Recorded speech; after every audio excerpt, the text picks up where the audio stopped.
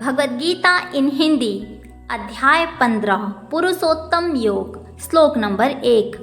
भगवान ने कहा जाता है कि एक शाश्वत अश्वत्थ वृक्ष है जिसकी जड़ें तो ऊपर की ओर हैं और शाखाएं नीचे की ओर हैं तथा पत्तियां वैदिक स्रोत हैं। जो इस वृक्ष को जानता है वह वेदों का ज्ञाता है।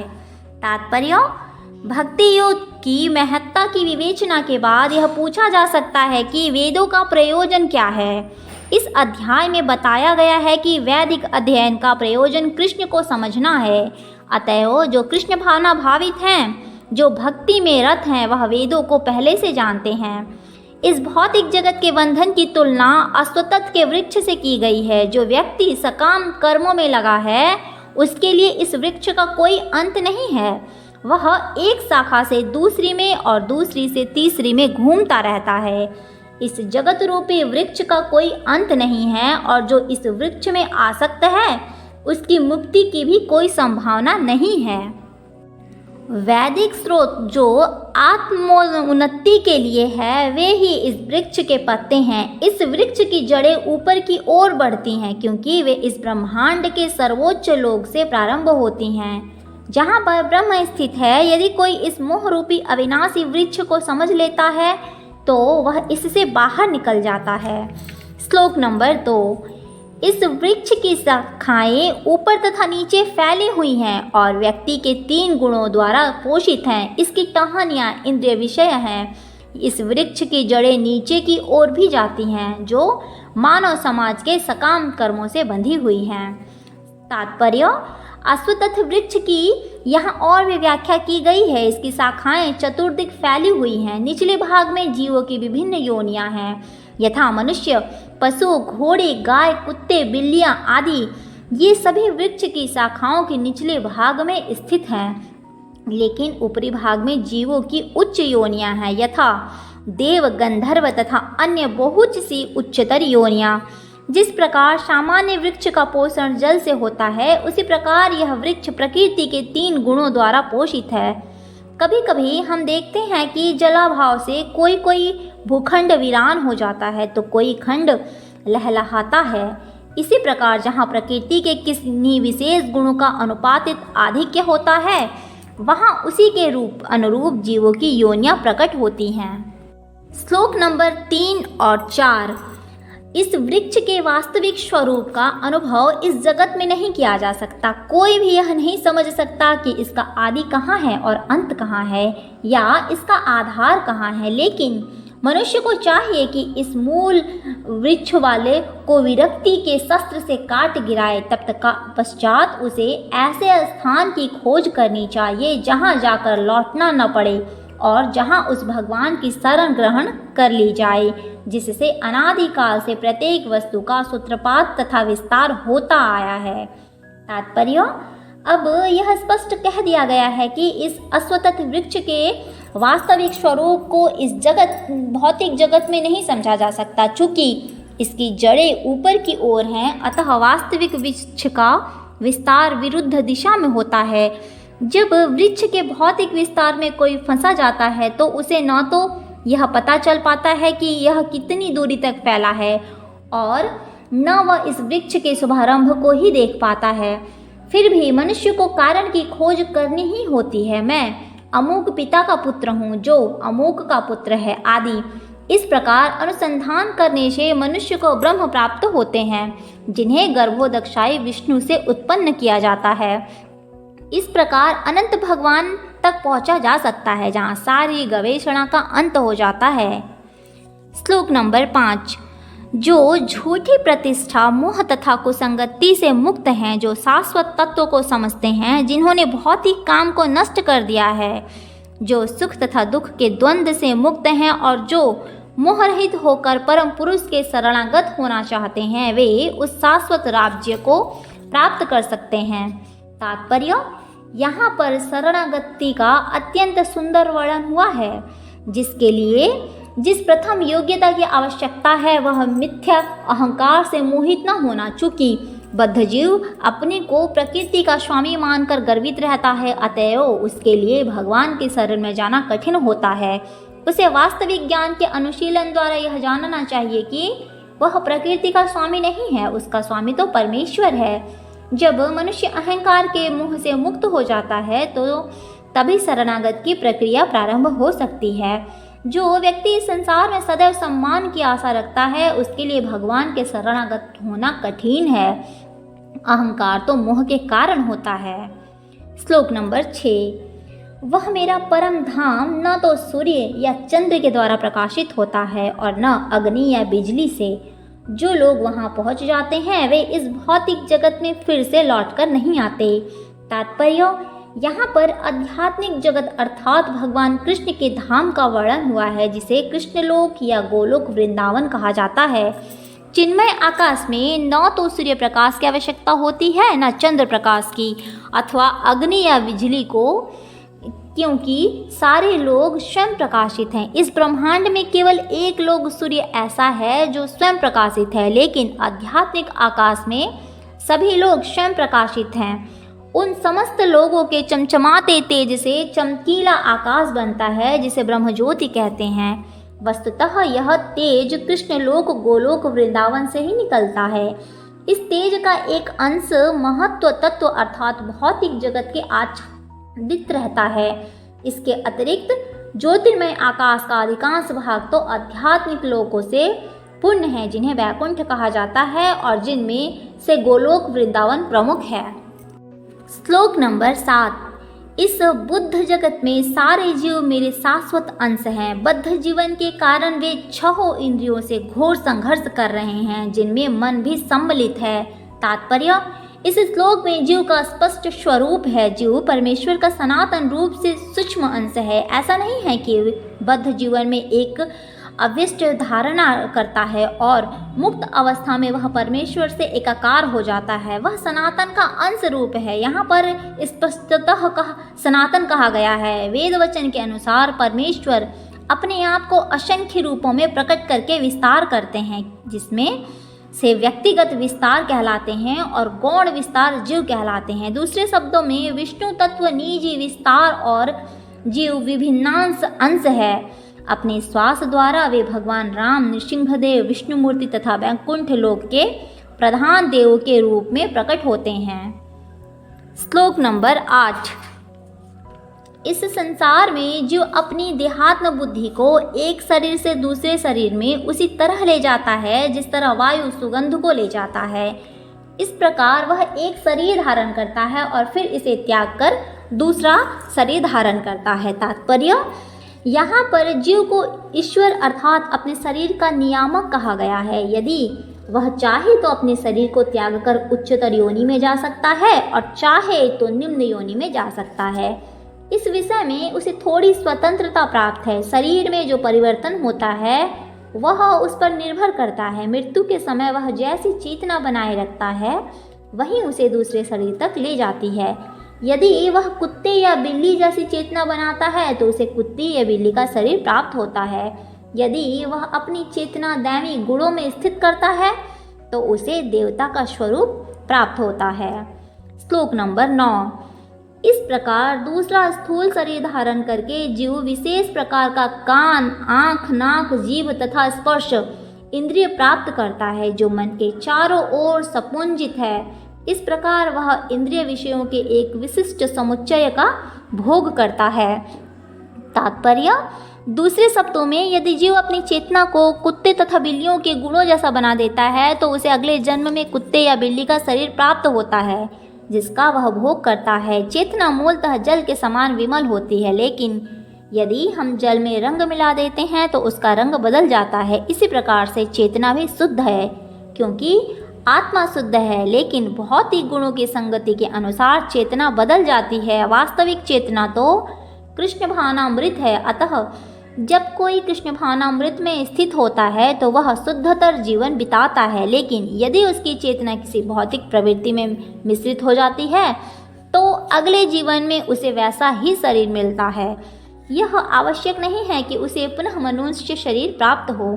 वह कुत्ता, बिल्ली, सूकर, देवता या 84 लाख योनियों में से कोई भी एक प्राप्त कर सकता है। श्लोक नंबर 10। मूर्ख न तो समझ पाते हैं कि जीव किस प्रकार अपना शरीर त्याग कर सकता है, न ही वे यह समझ पाते हैं कि प्रकृति के गुणों के अधीन वह किस तरह से शरीर का भोग कर सकता है। लेकिन जिसकी आंखों में ज्ञान से प्रशिक्षित होती हैं वह यह सब देख सकता है। तात्पर्य, बिना ज्ञान के कोई न तो यह समझ सकता है कि जीव इस शरीर को किस प्रकार त्यागता है, न ही कि वह अगले जीवन में कैसा शरीर धारण करने जा रहा है, अथवा यह कि वह विशेष प्रकार के शरीर में क्यों रह रहा है। इसके लिए पर्याप्त ज्ञान की आवश्यकता होती है, जिसे प्रामाणिक गुरु से भगवद गीता तथा अन्य ऐसे ही ग्रंथों को सुनकर समझा जा सकता है। जो इन बातों को समझने के लिए प्रशिक्षित हैं वह भाग्यशाली हैं। प्रत्येक जीव किन्हीं परिस्थितियों में शरीर को त्यागता है, जीवित रहता है और प्रकृति के अधीन होकर भोग करता है। फलस्वरूप वह इंद्रिय भोग के भ्रम में नाना प्रकार के सुख दुख सहता रहता है। ऐसे व्यक्ति जो काम तथा इच्छा के कारण निरंतर मूर्ख बने रहते हैं, अपने शरीर परिवर्तन तथा विशेष शरीर में अपने वास को समझने की सारी शक्ति खो बैठते हैं। वे इसे नहीं समझ सकते। श्लोक नंबर 11। आत्म साक्षात्कार को प्राप्त प्रयत्नशील योगी जन यह सब स्पष्ट रूप से देख सकते हैं, लेकिन जिनके मन विकसित नहीं हैं, जो आत्म साक्षात्कार को प्राप्त नहीं है, वे प्रयत्न करके भी यह नहीं देख पाते कि क्या हो रहा है। तात्पर्य, अनेक योगी आत्म साक्षात्कार के पथ पर होते हैं, लेकिन जो आत्मा साक्षात्कार को प्राप्त नहीं है वह यह नहीं देख पाता कि शरीर जीव में कैसे कैसे परिवर्तन हो रहे हैं। इस प्रसंग में योगिनः शब्द महत्वपूर्ण है। आजकल ऐसे अनेक तथाकथित योगी हैं जो योगियों में तथाकथित संगठन है, लेकिन आत्म साक्षात्कार के मामले में वे शून्य हैं। वे केवल कुछ आसानों में व्यस्त रहते हैं और यदि उनका शरीर सुगंधित तथा स्वस्थ हो गया हो तो वे संतुष्ट हो जाते हैं। उन्हें इसके अतिरिक्त और कोई जानकारी नहीं रहती। यद्यपि वे तथाकथित योग पद्धति का प्रयास करते हैं, लेकिन वे स्वरूप सिद्ध नहीं हो पाते। ऐसे व्यक्ति आत्मा के देहांतरण को नहीं समझ सकते। केवल वे ही ये सभी बातें समझ सकते हैं जो सचमुच योग पद्धति में रमते हैं, जिन्हें आत्मा, जगत तथा परमेश्वर की अनुभूति हो चुकी है। श्लोक नंबर 12। सूर्य का तेज जो सारे विश्व के अंधकार को दूर करता है मुझसे ही निकलता है। चंद्रमा तथा अग्नि के तेज भी मुझसे ही उत्पन्न होते हैं। तात्पर्य, अज्ञानी मनुष्य यह नहीं समझ पाता कि यह सब कुछ कैसे घटित होता है, लेकिन भगवान ने यहाँ अब पर जो कुछ बतलाया है उसे समझकर ज्ञान प्राप्त किया जा सकता है। प्रत्येक व्यक्ति सूर्य, चंद्रमा, अग्नि तथा बिजली देखता है। उसे यह समझने का प्रयास करना चाहिए कि चाहे सूर्य का तेज हो या चंद्रमा, अग्नि अथवा बिजली का तेज, ये सब भगवान से ही अद्भुत हैं। कृष्ण भावनामृत का प्रारंभ इस भौतिक जगत में बद्ध जीव को उन्नति करने के लिए काफ़ी अवसर प्रदान करता है। जीव मूलतः परमेश्वर के अंश हैं और भगवान यहाँ पर इंगित कर रहे हैं कि जीव किस प्रकार भगवत धाम को प्राप्त कर सकते हैं। श्लोक नंबर 13।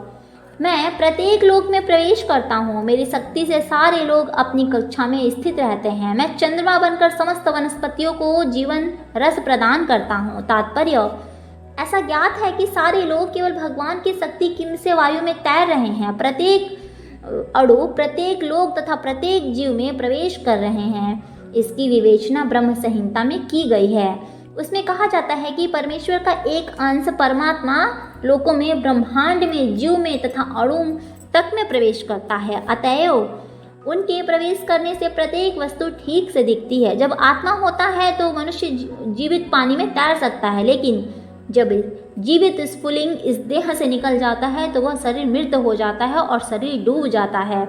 निसंदेह सड़ने के बाद यह शरीर तिनके तथा अन्य वस्तुओं के समान तैरता है, लेकिन मरने के तुरंत बाद शरीर पानी में डूब जाता है। इसी प्रकार ये सारे लोग शून्य में तैर रहे हैं और यह सब उनमें भगवान की परम शक्ति के प्रवेश के कारण ही हो रहा है। श्लोक नंबर 14। मैं समस्त जीवों के शरीर में पाचन अग्नि हूँ और श्वास प्रश्वास में रहकर 4 प्रकार के अन्नों को पचाता हूँ। तात्पर्य, यजुर्वेद शास्त्र के अनुसार अमाशय में अग्नि होती है जो वहाँ भोजन पचाने में मदद करती है। जब यह अग्नि प्रज्वलित नहीं होती तो भूख नहीं लगती, और जब यह अग्नि ठीक रहती है तो भूख लगती है। कभी कभी जब अग्नि मंद हो जाती है तो उपचार की आवश्यकता होती है। जो भी हो, यह अग्नि भगवान का प्रतिनिधि स्वरूप है। वैदिक मंत्रों से भी पुष्टि होती है कि परमेश्वर या ब्रह्म अग्नि रूप में अमाशय के भीतर स्थित हैं और समस्त प्रकार के अन्न को पचाते हैं। चूँकि भगवान सभी प्रकार के अन्नों के पाचन में सहायक होते हैं, अतएव जीव भोजन करने के मामले में स्वतंत्र नहीं है।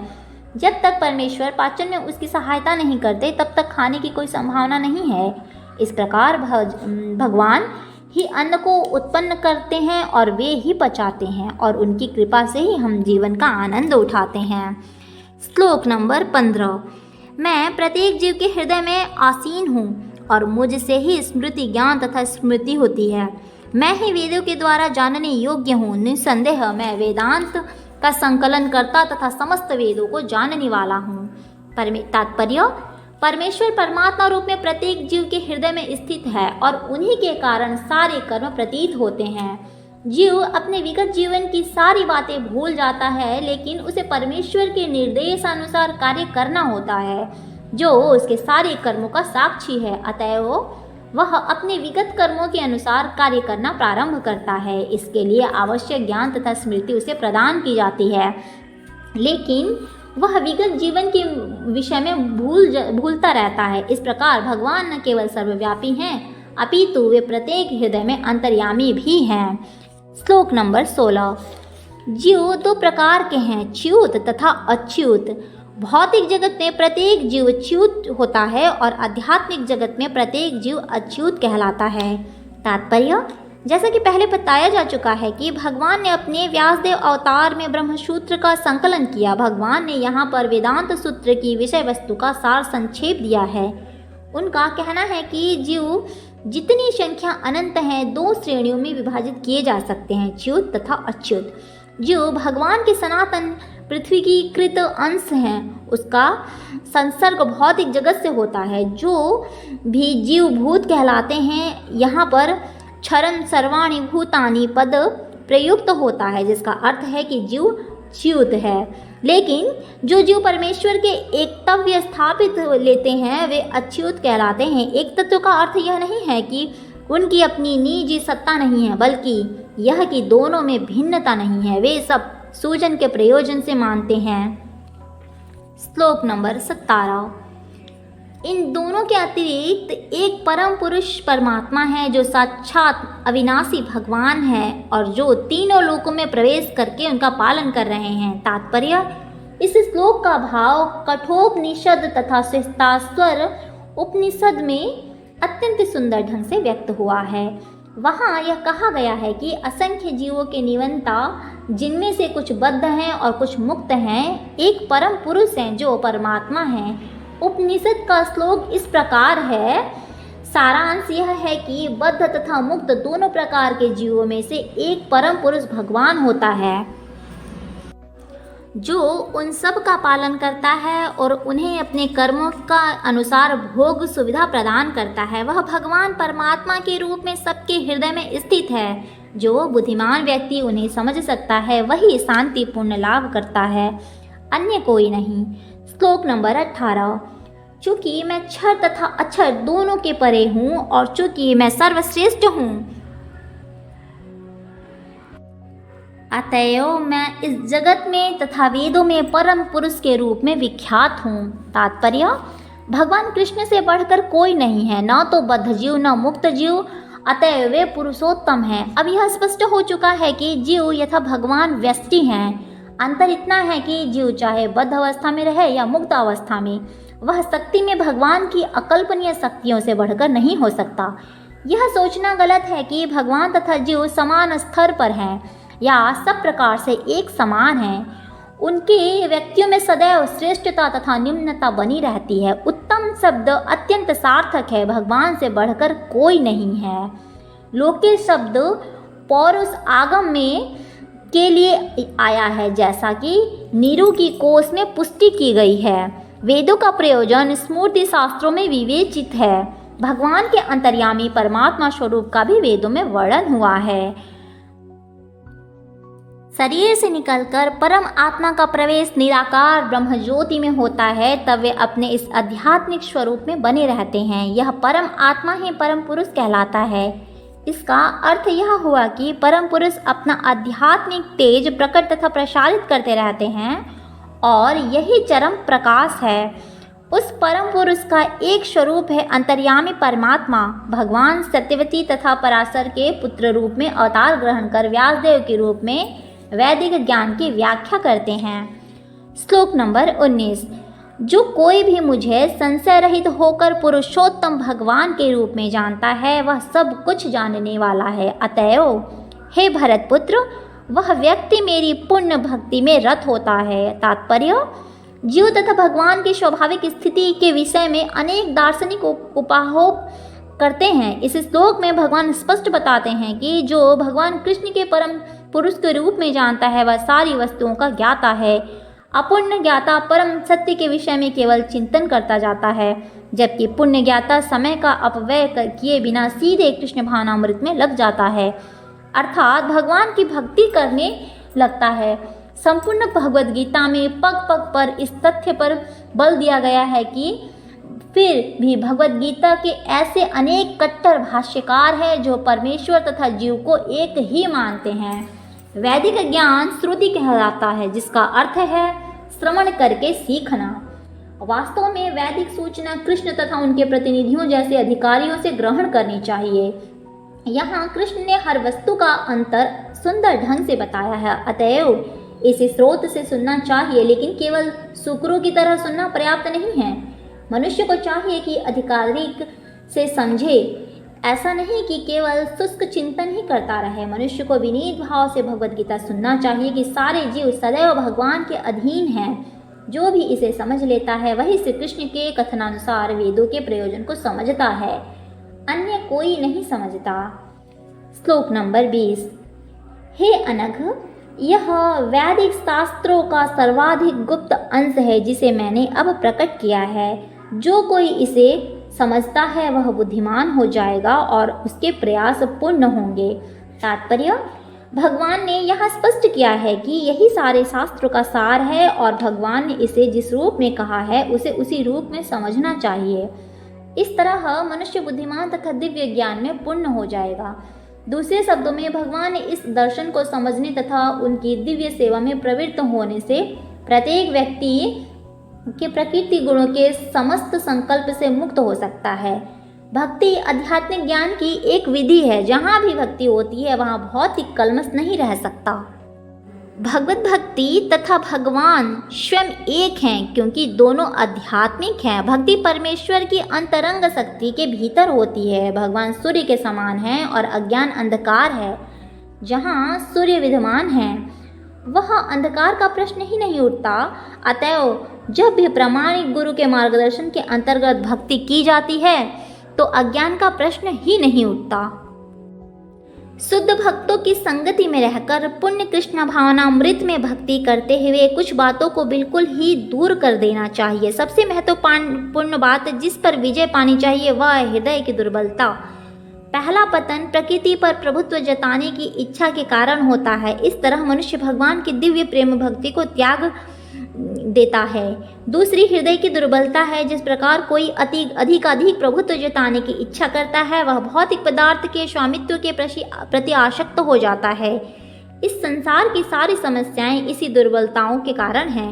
इस अध्याय के प्रथम 5 श्लोकों में हृदय की इन्हीं दुर्बलताओं से अपने को मुक्त करने की विधि का वर्णन हुआ है और छठे श्लोक में अंतिम श्लोक एवं पुरुषोत्तम योग की विवेचना हुई है। इस प्रकार श्रीमद् भगवद गीता के 15वें अध्याय पुरुषोत्तम योग का भक्ति वेदांत तात्पर्य